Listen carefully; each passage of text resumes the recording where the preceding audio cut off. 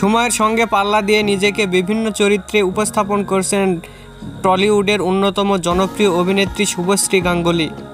পুরোদস্তুর বাণিজ্যিক ছবির গণ্ডি পেরিয়ে তিনি এখন অন্য ধারার গল্প চরিত্রে মনোনিবেশ করেছেন।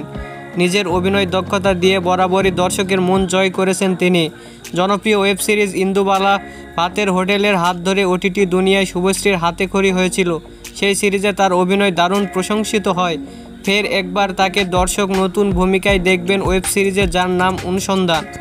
অদিতি রায়ের পরিচালনায় এই সিরিজে শুভশ্রীকে দেখা যাবে এক সাংবাদিকের চরিত্রে।